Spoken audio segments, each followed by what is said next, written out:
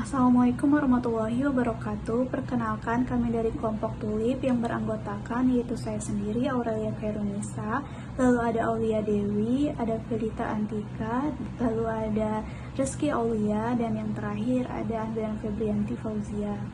Kami akan mempresentasikan tugas-tugas mata kuliah manajemen operasi yang telah kami selesaikan ataupun yang telah kami kerjakan. Yang pertama yaitu Bills of Material.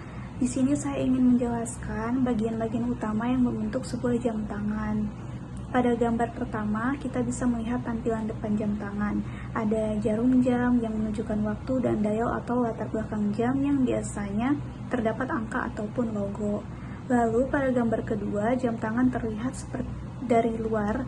Ada beberapa bagian penting seperti bezel atau bingkai luar, casing yang melindungi bagian dalam jam, lalu ada crown atau knob kecil di samping untuk mengatur waktu, lalu ada strap atau tali jam, dan ada buckle sebagai pengait tali. Lalu pada gambar ketiga, jam tangan dibuka belakangnya. Di sini kita bisa melihat ada baterai yang menjadi sumber tenaga jam, lalu mesin jam sebagai penggerak utama, lalu penutup belakang untuk melindungi bagian dalamnya, dan ada skrup kecil yang mengunci penutupnya.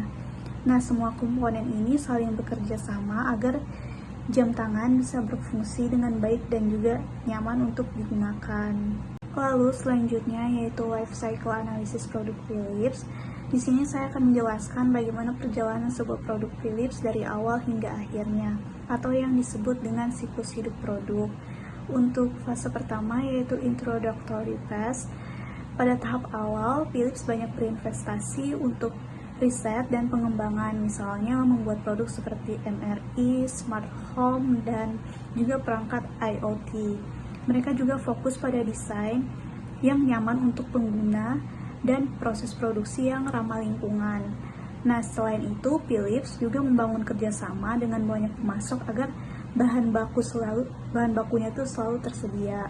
Lalu untuk fase selanjutnya yaitu growth phase. Setelah produk mulai dikenal, Philips memperluas pasar dan meningkatkan kapasitas produksi. Desain produknya juga terus diperbaiki berdasarkan masukan dari para pelanggan. Mereka juga memanfaatkan data dan riset pasar untuk memprediksi permintaan serta meningkatkan produksi. Contohnya saat pandemi, mereka itu memproduksi alat telehealth yang lebih banyak. Lalu masuk ke fase yang ketiga yaitu maturity phase. Pada tahap ini persaingan semakin ketat dengan banyak perusahaan besar lainnya. Philips terus berinovasi, misalnya lewat produk Philips Hue dan alat medis berbasis AI. Mereka juga memperluas jenis produk, mengatur ulang portofolio, dan menjual divisi yang kurang menguntungkan agar tetap fokus pada sektor yang lebih prospektif. Lalu pada tahap terakhir, decline phase. Di sini fase penurunan, Philips mulai kehilangan daya pesaing baru. Mereka juga menjual divisi elektronik, rumah tangga. Selain itu, Philips sempat mengalami masalah besar pada produk medis seperti penarikan alat CPAP yang menyebabkan kerugian finansial dan juga masalah hukum. Nah, dari sini kita bisa melihat bahwa setiap produk pasti mengalami perjalanan dari awal dikenalkan, berkembang hingga matang, dan akhirnya menurun. Setiap fase membutuhkan strategi yang berbeda agar perusahaan tetap bertahan dan juga berkembang. Selanjutnya, pada tugas profil usaha kali ini, kelompok kami mengangkat sebuah usaha bernama PT Yuyong, yaitu perusahaan yang bergerak di bidang produksi dan penjualan thermal bag berbahan aluminium foil. Usaha ini resmi didirikan pada tanggal 6 Maret 2025 dan berlokasi di Jalan Telekomunikasi Nomor 1 Dayakolot, Bandung. PT Yuyong didirikan sebagai respon atas meningkatnya kebutuhan masyarakat akan tas penyimpanan makanan dan minuman yang tidak hanya fungsional, tetapi juga memiliki desain yang stylish dan ramah lingkungan. Nah, PT Yuyong ini memiliki tim inti berjumlah 5 orang dan tim produksi berjumlah 3 orang. Kami bekerja sama membangun produk yang berkualitas dan bermanfaat. Yuyong Thermal Bag memiliki beberapa keunggulan, seperti kemampuan menjaga suhu panas atau dingin yang lebih lama, desain modern dan multifungsi, serta harga yang masih terjangkau. Produk ini itu cocok digunakan untuk berbagai aktivitas, mulai dari bekerja, piknik, hingga perjalanan jauh. Harapan kami pada PT Yuyong ini bisa terus berkembang dan memberikan manfaat luas bagi masyarakat. Selanjutnya saya akan menjelaskan tentang proses produksi The Crepes. Kami melakukan pemetaan proses produksi The Crepes dengan menggunakan metode proses chart. Proses dimulai dari penyimpanan bahan baku hingga pembayaran oleh pelanggan. Total waktu proses adalah 8,40 menit dengan nilai value added time sebesar 92,2% yang menunjukkan efisiensi proses yang tinggi. Proses terdiri dari 8 kegiatan operasi dimulai dari pembuatan adonan, memasak, dan lain-lain. Lalu ada 3 kegiatan transportasi untuk pemindahan barang, 1 kegiatan inspeksi untuk penerimaan pesanan, dan 1 kegiatan penyimpanan. Data ini menjadi dasar evaluasi untuk meningkatkan efisiensi operasional dalam proses produksi makanan cepat saji. Selanjutnya adalah proses operasional bisnis The Crepes. Ada beberapa aspek yang mempengaruhi. Yang pertama adalah aspek kualitas, di mana The Crepes itu menggunakan bahan baku premium seperti buah segar, coklat, topping yang berkualitas, lalu ada rasa dan tekstur crepes yang konsisten, renyah dan lembut, lalu ada sertifikasi halal dan pelayanan yang cepat, dan lokasi strategis, variasi menu sesuai selera pasar. Selanjutnya adalah aspek strategi operasional. Dengan open kitchen untuk transparansi proses, produksi berbasis permintaan yaitu pull system, standar operasional ketat dan alat semi otomatis, dan inovasi menu berdasarkan data dan tren pasar. Selanjutnya adalah aspek lokasi dan tata letak, di mana The Crepes ini memiliki outlet di mall, stasiun, bandara yang memiliki lalu lintas tinggi. Selanjutnya adalah tata letak efisien, di mana kasir berada di depan, dengan dapur terbuka, ruang kecil untuk pelanggan, dan penempatan strategis untuk pembelian impulsif. Selanjutnya adalah aspek lean operation. Yang pertama ada JIT atau just in time dalam proses persediaan bahan baku, di mana The Crepes menyimpan bahan baku dalam jumlah yang cukup untuk memenuhi permintaan harian tanpa menumpuk persediaan berlebih. Yang kedua adalah SOP yang jelas, yaitu Standard Operating Procedure, di mana The Crepes menggunakan proses yang terstandarisasi untuk membantu mengurangi variasi dalam produk, memastikan kualitas tetap konsisten, dan mempercepat waktu penyajian. Selanjutnya adalah eliminasi pemborosan dengan menghindari overproduction, waiting time, motion, defect, dan lain-lain. Selanjutnya adalah Kaizen, yaitu peningkatan berkelanjutan, di mana The Crepes melakukan evaluasi rutin untuk perbaikan berkelanjutan. Selanjutnya adalah aspek kapasitas. Yang pertama ada design capacity, yaitu kapasitas maksimal yang dapat dicapai oleh The Crepes dalam kondisi ideal, yaitu sekitar 600 crepes per hari. Selanjutnya adalah effective capacity, yaitu kapasitas realistis yang dapat dicapai dengan mempertimbangkan kendala operasional, yaitu sekitar 500 crepes per hari. Selanjutnya adalah pemanfaatan kapasitas, yaitu utilisasi mengukur seberapa besar kapasitas desain yang telah digunakan, yaitu sekitar 75%. Untuk efisiensinya sekitar 90%. Untuk alur produksinya yaitu dimulai dari penerimaan bahan, cek kualitas, produksi, penyajian, lalu evaluasi dan feedback. Selanjutnya ada gambaran umum perusahaan Richeese Factory. Richeese Factory adalah salah satu restoran cepat saji di Indonesia yang dimiliki oleh PT Richeese Kuliner Indonesia, anak buah PT Sari Nabati. Richeese Factory pertama kali dibuka di Indonesia pada tanggal 8 Februari 2011 di Paris Van Java Mall, Bandung. Yang dimana Richeese Factory ini terus mengembangkan bisnisnya dengan membuka cabang-cabang di berbagai wilayah Indonesia. Salah satu cabang outletnya terletak di Jalan Buah Batu nomor 243 Bandung, yang merupakan kawasan padat dan strategi karena berada jalan dengan lalu lintas yang tinggi. Selanjutnya ada current improve layout. Current layout dari Richeese Factory ini yaitu lokasi menyebabkan kemacetan, lalu ada parkir tidak teratur, terus ada pintu masuk keluar sama, lalu posisi kurang tepat, dan area outdoor kurang nyaman, serta akses dapur tidak efisien, dan terakhir ada musola tidak memadai.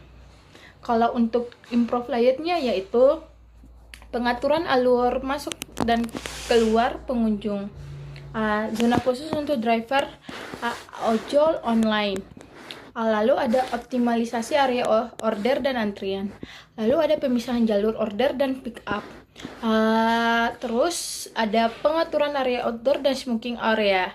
Lalu ada penataan area parkir dan terakhir penataan tempat duduk indoor. Selanjutnya ada alur ideal operasional. Yang pertama itu pengunjung masuk melalui jalur khusus dengan signage yang jelas. Kedua, ada parkir kendaraan sesuai zona, motor ojol di depan dan mobil pribadi di tengah. Lalu ada driver ojol menuju area tunggu khusus dan langsung ke jalur pick up atau tidak masuk area pengunjung. Yang ketiga ada pengunjung order. Jalur order di dine in pick up dipisah dan area kasir lebih ke dalam, antrian rapi dengan Q&A line. Lalu ada pengunjung di dine-in duduk di area indoor atau outdoor yang tertata rapi, akses toilet dan fasilitas tetap terbuka. Lalu ada smoking area dipindahkan ke belakang agar area depan tetap nyaman. Lalu ada signage fasilitas, toilet, musola dan lain-lain, jelas dan mudah ditemukan. Lalu ada staf masuk lewat jalur akses tersendiri tanpa gangguan jalur pengunjung. Lalu ada pengunjung keluar melalui jalur khusus keluar. Atau bisa dibilang one-way flow. Lalu ada kesimpulan, yaitu dengan redesign layout yang lebih terstruktur dan memperhatikan alur operasional serta kenyamanan pengunjung. Research Factory Buah Batu dapat mengurangi kecepatan pintu masuk, meningkatkan efisiensi kerja karyawan, menambah kenyamanan pengunjung, dan meningkatkan kecepatan dan ketertibaan layanan ojol dan memberikan pengalaman konsumen yang lebih baik. Location strategi PT Astra Honda Motor. Company profilnya, Honda Motor adalah perusahaan otomotif asal Jepang yang didirikan pada tahun 1948. Filosofinya menekankan respect for the individual and the three joys. Strategi lokasi Honda ini berfokus pada efisiensi biaya, kedekatan dengan pasar, akses ke pemasukan, dan kepatuhan regulasi. Setelah itu masuk ke supplier and component sourcing. Yang pertama itu wiring harness, itu sistem kelistrikan mobil. Supplier utamanya itu yaitu di Jepang, tepatnya di Yazaki Corporation, dan lokasi produksinya itu di Indonesia, Thailand, dan Filipina. Yang kedua, interior komponen seperti dashboard, jok, trim panel. Supplier utamanya itu THCO yang berada di Jepang, yang merupakan anak perusahaan Honda Group, dan lokasi produksinya di Thailand, Indonesia, India, Meksiko. Nah, setelah itu masuk ke assembly plants Honda. Honda menerapkan strategi produksi global yang tersebar di berbagai negara untuk mendekatkan fasilitas produksi dengan pasar, mengurangi biaya logistik, dan menyesuaikan dengan regulasi serta kondisi ekonomi setempat. Berikut ini adalah beberapa lokasi utama tempat Honda melakukan perakitan kendaraan, yaitu yang pertama, negara asalnya yaitu di Jepang. Honda memiliki beberapa fasilitas perakitan kendaraan utama di negara asalnya seperti di Sayama Plant, Suzuka Plant, dan Yori Plant. Dan kedua, Indonesia. Perakitan dilakukan oleh PT Honda Prospect Motor di Karawang. Nah, selain itu di Thailand juga, Thailand menjadi basis produk utama Honda di Asia Tenggara. Nah, setelah itu di Amerika Serikat juga Honda memiliki pabrik perakitan di beberapa negara bagian, antara lain Ohio, Indiana, Alabama, dan selain Amerika juga ada India, Tiongkok, Brazil, Turki, Kanada, dan Inggris. Nah, kantor pusat utama Honda ini terletak di Minato, Tokyo, Jepang. Lokasi ini menjadi pusat pengambilan keputusan strategis, penelitian, dan pengembangan untuk seluruh operasi Honda di dunia. Nah, Honda ini memiliki pasar yang luas dan beragam, baik di level global maupun regional. Nah, Honda juga aktif di pasar otomotif Indonesia dengan jaringan dealer yang luas dan beragam produk yang memenuhi kebutuhan berbagai segmen konsumen. Yaitu yang pertama, segmentasi produk Honda, yaitu motor diatur secara global oleh Honda di beberapa negara lewat pasar lokal. Contohnya seperti Astra Honda Motor di Indonesia. Produknya itu seperti Beat, Vario, CBR, dan yang lain-lain. Nah, selain motor, produk Honda pun ada mobil yang dioperasikan oleh anak perusahaan seperti Honda Prospect Motor Indonesia. Nah, produknya itu kayak City, Civic, HR-V, CR-V, BR-V, dan lain-lain. Nah, market Honda secara global itu Asia. Market motor terbesar di Indonesia.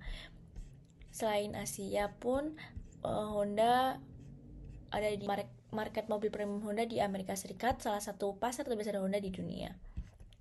Selain itu juga di Afrika yang fokus ke motor entry level and off-road. Mobil belum terlalu dominan, lebih banyak motor untuk transportasi harian.